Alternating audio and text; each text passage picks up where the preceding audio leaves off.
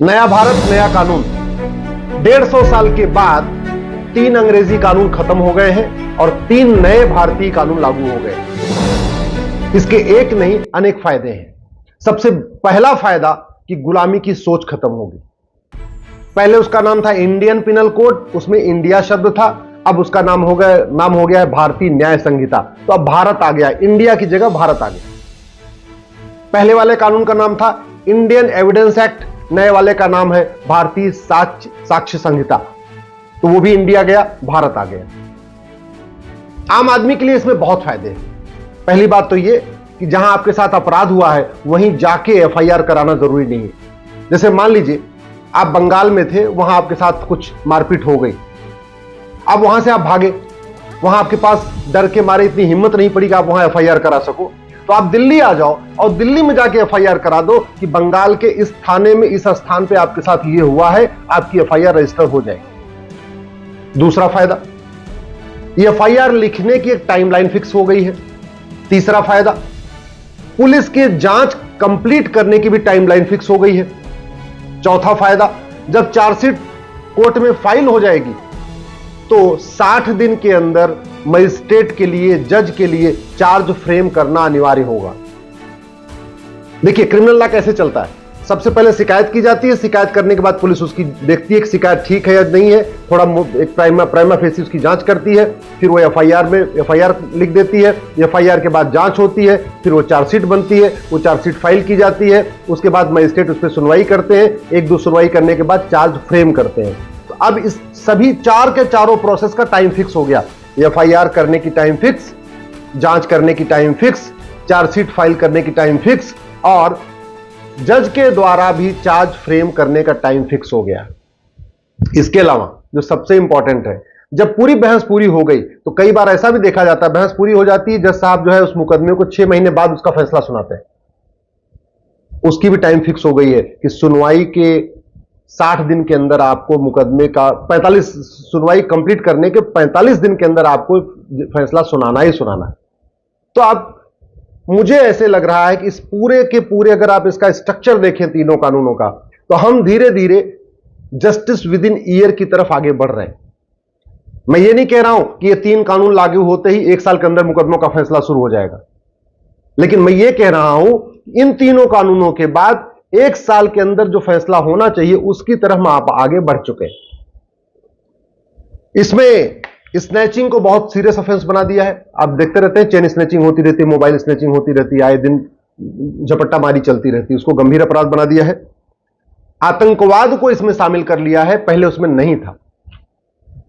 पहले आईपीसी में राजद्रोह था, देशद्रोह नहीं था।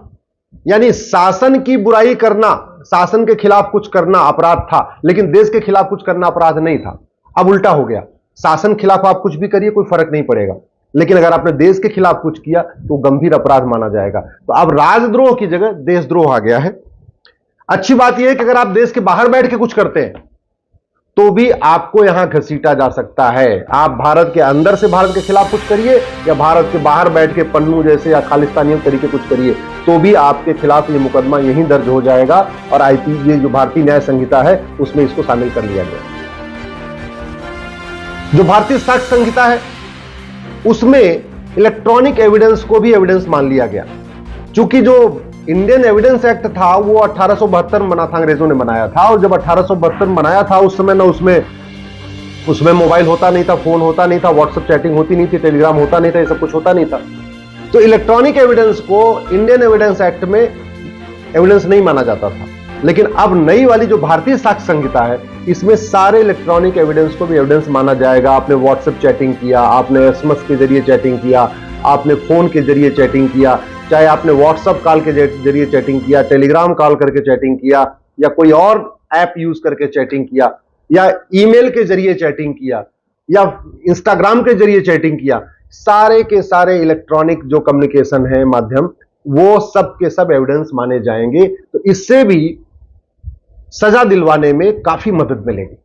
पहले क्या होता था, बहुत सारे गंभीर अपराधों में सबूत के अभाव में बरी हो जाते थे, क्योंकि इलेक्ट्रॉनिक वो हाई टेक्नोलॉजी यूज करते थे, उसको एविडेंस माना नहीं जाता था। तो बहुत सारे नक्सली, आतंकवादी, अलगाववादी, कट्टरपंथी, जिहादी, ये सब के सब सबूत के अभाव में बरी हो जाते थे, पुलिस सबूत नहीं दे पाती थी। इलेक्ट्रॉनिक एविडेंस होता था, इसके बावजूद भी वो सबूत के अभाव में बरी होते थे, क्योंकि इलेक्ट्रॉनिक एविडेंस को एविडेंस माना ही नहीं जाता था। अब क्या होगा, इलेक्ट्रॉनिक एविडेंस को एविडेंस माना जाएगा। इसलिए मेरा यह मानना है कि जो अब सजा का रेट डबल हो जाएगा। पहले कुछ राज्यों में सजा 10% होती थी, यानी अगर 100 एफआईआर होता था तो केवल 10 लोगों को सजा होती थी, 90 लोग बाइज्जत बरी हो जाते थे। कुछ राज्यों में ऐसा भी है कि 100 एफआईआर होता है तो 50 लोगों को सजा होती है, 50 लोग बरी हो जाते हैं। मेरा यह मानना है कि जहां 10% सजा होती थी अब वो 20% हो जाएगी, जहां 20% सजा होती थी वो 40% हो जाएगी। सजा का रेट डबल हो जाएगा। लेकिन इसमें और भी कुछ करने की जरूरत है।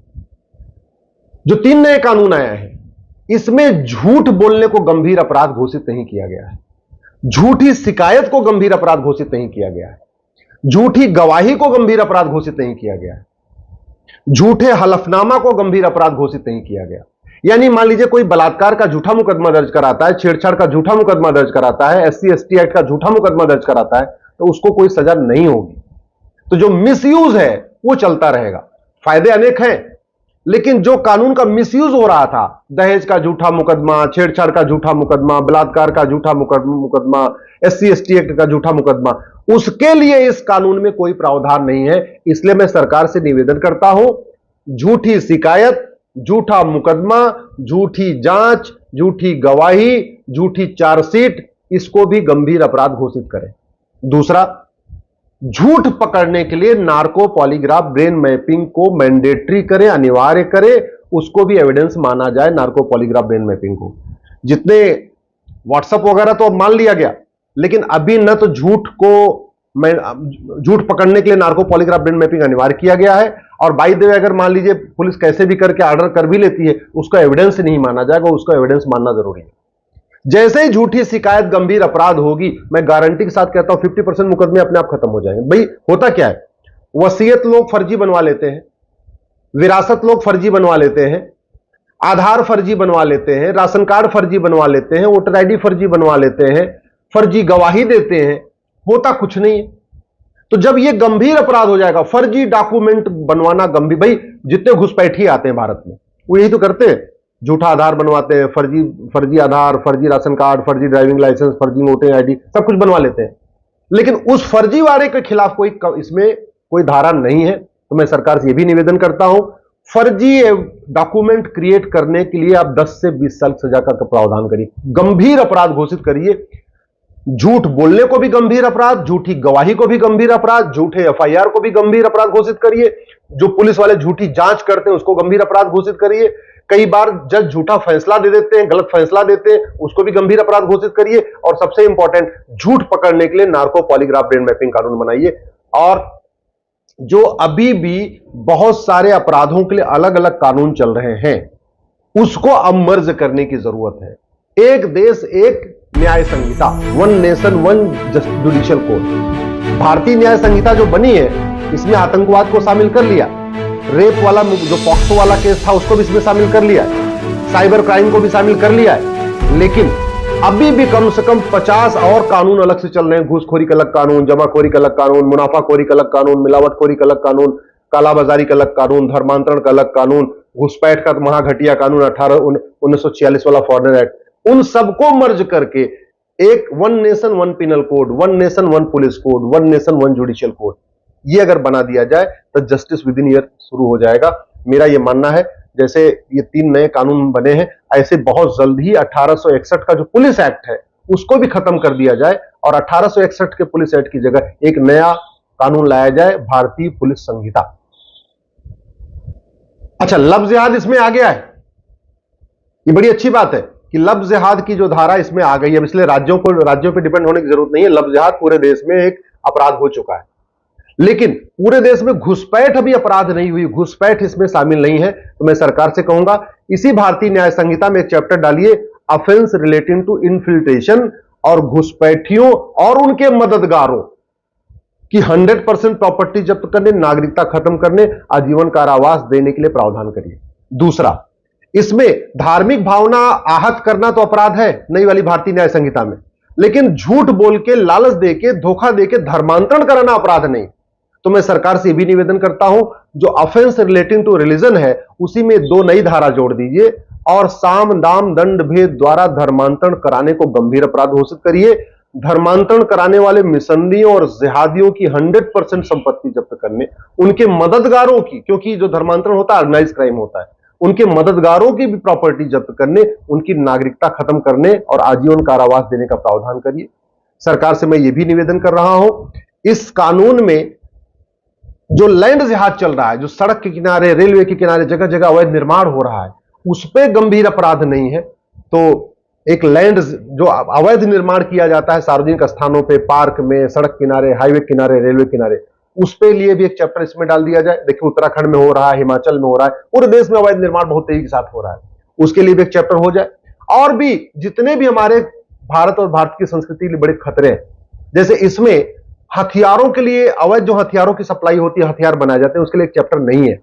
तो मेरा यह मानना है कि जो हथियार तस्करी होती है उसको भी इसी भारतीय न्याय संहिता में शामिल कर लेना चाहिए। हमारी यंग जनरेशन बर्बाद हो रही है नशे के कारण। सारे स्कूल कॉलेज में नशे, ड्रग स्मगलर ने अपना नेटवर्क फैला दिया है।